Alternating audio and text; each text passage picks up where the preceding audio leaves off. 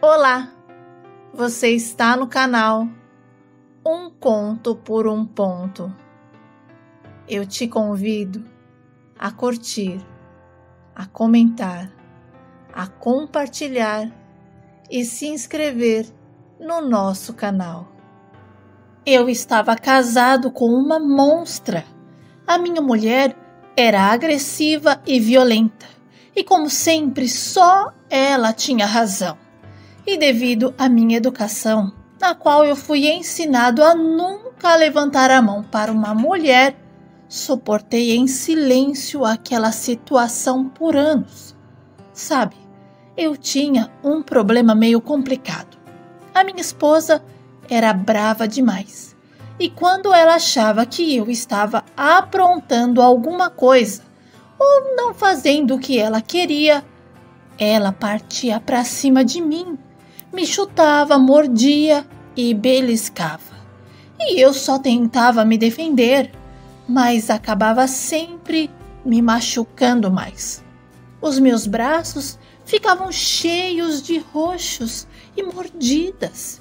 As minhas costas tinham arranhões dela. E quando alguém perguntava o que era, eu inventava desculpa falando que os roxos eram de nervosismos e os arranhões eram dos gatos que a gente tinha. E as pessoas? As pessoas acreditavam e mandavam eu cuidar da minha saúde, porque mancha roxa pelo corpo não era sinal de boa coisa.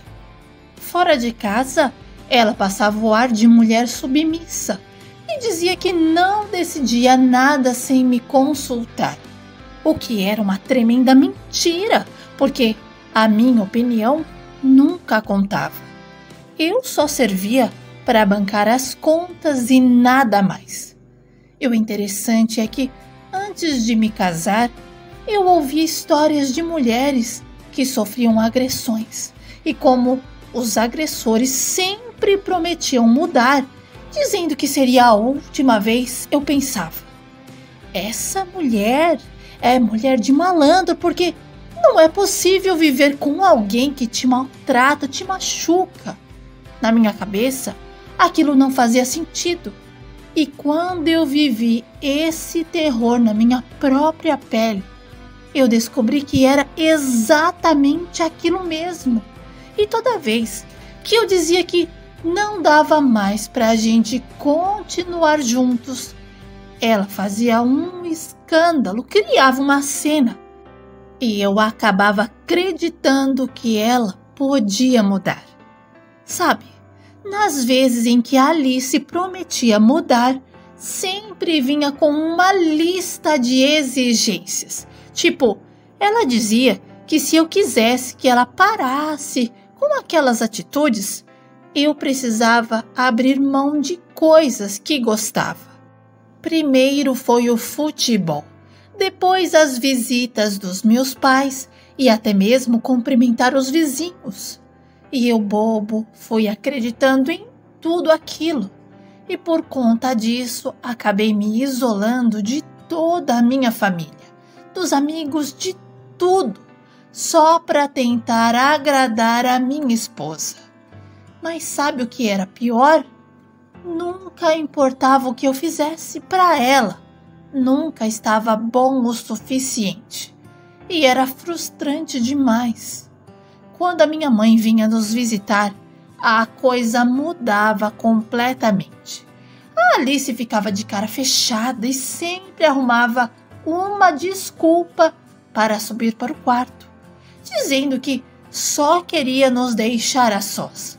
Mas assim que a mamãe ia embora, era como se a casa desabasse para cima de mim e começavam as agressões verbais e às vezes até físicas. E toda aquela situação que vivíamos dia após dia acabou minando a minha autoconfiança. E eu me sentia tão para baixo, com tanta vergonha por não conseguir colocar a Alice no lugar dela. E aos poucos eu fui me afastando de tudo e de todos, me escondendo. eu não tinha mais vontade de sair de casa, de ir a lugar nenhum, e comecei a ter crises de ansiedade, uma tristeza tão profunda que se transformou em depressão. E olha, por pouco eu não acabei me envolvendo com drogas. Foi um período bem difícil. Eu só conseguia chorar por dentro. Às vezes pensava em procurar ajuda, mas uma voz na minha cabeça dizia que ninguém poderia realmente me ajudar. Era como se eu estivesse preso nesse ciclo sem saída, sabe? Era um sentimento avassalador de solidão e impotência. E aconteceu que Alice engravidou. E sinceramente, eu tinha esperanças de que a maternidade pudesse fazer um milagre na vida dela. Mas infelizmente a minha esposa continuou sendo a mesma pessoa terrível de sempre. Ela não suportava a minha família e deixava isso bem claro. E numa brincadeira, ela deu o recado e eles entenderam. O engraçado era que os presentes que a minha família dava, ela desfazia e doava. E se dissesse algo, ela jogava qualquer coisa que estava na mão dela em mim. E quando o nosso filho nasceu, a minha esposa se recusava a cuidar da criança. Ela gritava, xingava e reclamava o tempo todo. E a mãe dela veio nos ajudar, mas infelizmente não foi de grande ajuda. Ao invés de trazer paz, ela acabava se unindo à minha esposa para falar mal de mim e da minha família. E eu ouvia tudo aquilo em silêncio. Eu me sentia um fraco, impotente e incapaz de mudar aquela situação. E a única coisa que eu sabia fazer era subir para a varanda da casa, estender a minha rede e deixar o tempo passar. E foram mais de 7 anos vivendo sob um fardo que parecia não ter fim. Até que um dia a minha mãe finalmente criou coragem e perguntou o que realmente estava acontecendo comigo. Porque há muito tempo ela percebeu que eu estava muito diferente do que costumava ser. E como mãe, ela sabia que havia alguma coisa errada e não iria aceitar mentiras.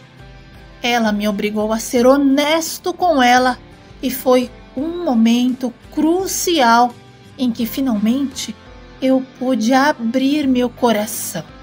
Eu contei à minha mãe como eu me sentia e pior era quando eu olhava no espelho.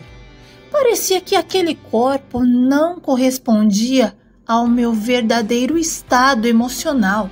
Era como se eu não fosse mais a mesma pessoa. A desconexão entre como eu me sentia por dentro e como parecia por fora era avassaladora. Eu estava estragado emocionalmente. Eu chorei no colo da minha mãe e fui super sincero. Contei todas as agressões que sofria e por um instante ela pensou que eu estava brincando. E foi muito difícil para ela aceitar a realidade da situação. Mas logo percebeu a gravidade do que eu estava passando. E essa reação inicial de choque logo deu lugar a um profundo entendimento e apoio. E a primeira coisa que a minha mãe fez foi me tirar das garras da Alice. Ela entrou em casa e encarou a minha esposa, dizendo que não tinha gerado um filho para ser saco de pancadas de ninguém. E explicou que assim como não apoiava a violência contra mulheres, também não tolerava violência contra homens. E as duas começaram a discutir, trocaram farpas. Mas a minha mãe tinha uma força nas palavras e nas atitudes que eu admirava profundamente, enquanto que eu apenas me sentei no sofá sem coragem para tomar as rédeas da minha própria vida. E diante da discussão, a minha mãe me perguntou o que eu gostaria de fazer. E tudo que eu consegui dizer foi que queria parar de sofrer. E isso deixou a Alice furiosa. Ela me xingou, me chamou de banana frouxo, filhinho da mamãe. E até tentou agredir a minha mãe. Mas nesse momento algo dentro de mim mudou. Eu jamais iria permitir que ela tocasse um dedo na minha sagrada mãe. E foi a primeira vez que eu ergui a voz com firmeza, de uma maneira que até eu me assustei. Eu pude sentir como se finalmente estivesse recuperando a minha força interior. Peguei as minhas roupas e me mudei com a ajuda da minha mãe, porque sabia que sozinho não conseguiria. Naquele dia, não consegui me despedir do nosso filho, que estava na casa dos pais da minha esposa, pois era o único lugar que ela permitia que ele frequentasse. Embora eu não achasse o melhor lugar para uma criança estar, porque, na minha opinião, a família da Alice tinha hábitos e costumes que não me agradavam, e na minha concepção, não era um ambiente saudável para ele. E assim que me mudei, comecei a receber uma enxurrada de mensagens da Alice. Ela fazia ameaças dizendo que, se eu não voltasse para casa, não veria mais o Eduardo e que ela seria capaz de se mudar para longe com ele. E essa mulher me perturbou até não poder mais. Era uma pressão constante que eu precisava enfrentar e não ceder. A minha mãe não fez nada sem me consultar primeiro. Ela sempre me perguntava o que eu gostaria de fazer, porque sabia que eu estava ferido, machucado e cheio de traumas. E por um tempo, ela respeitou o meu espaço e entendia que eu precisava de tempo para me curar. Mas chegou um momento em que a mamãe precisou ser firme comigo, me mostrar um caminho, e afirmou que ninguém tinha o poder de me afundar no fundo do poço e me deixar lá para sempre. E me lembrou que eu era jovem, com toda uma vida para frente, e o mais importante de tudo, eu tinha um filho precisando de mim, de um pai, de um homem de pulso. Confesso que foi um choque de realidade, mas as suas palavras foram como um empurrão para que eu começasse a me reerguer. E decidi buscar ajuda e iniciei um processo de terapia. Foi uma decisão significativa para mim, pois eu reconheci a importância de cuidar da minha saúde mental e emocional. A minha melhora? A minha melhora não foi da noite para o dia, não. Levou um bom tempo até eu começar a ver os resultados significativos. Tinha dias que eu me sentia um verdadeiro lixo. Em outros eu me achava o próprio super-herói. E como a minha mãe costumava dizer, um dia de cada vez. O importante é que eu já estava liberto. Algumas pessoas tiveram a audácia de dizer que o que eu estava passando era frescura. Alguns chegaram até a duvidar que um homem pudesse sofrer agressões de uma mulher. Eram tantos comentários ridículos que eu nem perdi o meu tempo rebatendo. A ignorância alheia às vezes é tão grande que nem vale a pena dar ouvido, sabe? E quando finalmente eu me senti pronto, encarei a Alice e o seu olhar já não me causava mais medo. Ela não tinha mais o poder sobre mim. As suas palavras já não tinham o mesmo efeito. E então eu decidi pedir a separação. Mas ela não aceitou. Relutou em me dar o divórcio pedindo para repensar. Alegou que agora era uma pessoa diferente, que havia feito terapia e que estava arrependida e que o nosso filho precisava de nós dois juntos. E por um momento eu quase caí na conversa dela. E foi durante a nossa conversa num barzinho que a própria Alice segurou o meu queixo com força e disse que se eu ousasse a olhar para a mulher que havia passado na nossa frente, eu estaria perdido. E nesse momento, eu percebi que ela não havia mudado e talvez nunca mudaria. E essa atitude dela apenas confirmou as minhas suspeitas e fortaleceu a minha decisão de seguir em frente. Após o divórcio, algo inesperado aconteceu. O meu filho quis morar comigo e, chorando, afirmou que me considerava mais legal do que a mamãe. E foi uma surpresa para mim. Mas Alice não deu esse gosto para nós. O nosso divórcio não foi amigável. E sempre que eu ia buscar o meu filho, enfrentava xingamentos e gritos da parte dela. Olha, a Alice dizia que por minha culpa ela era agora uma divorciada, algo inadmissível na sua família. E foi então que, cansado dessas discussões, eu respondi que era só ela se casar novamente e bastava encontrar algum corajoso por aí. E a minha ex inconformada fazia altos escândalos na rua. E para evitar essas situações desagradáveis, o meu pai passou a buscar o Eduardo em meu lugar. E a minha relação com o meu filho era a melhor. O Eduardo era um garoto educado, inteligente, amoroso e não tinha absolutamente nada da Alice, o que foi uma bênção. Olha, a minha ex não demorou para encontrar um novo parceiro, mas dessa vez as coisas não saíram como ela esperava. O seu novo marido não tolerava os insultos e as atitudes agressivas dela e acabou agindo da mesma maneira como ela agia comigo.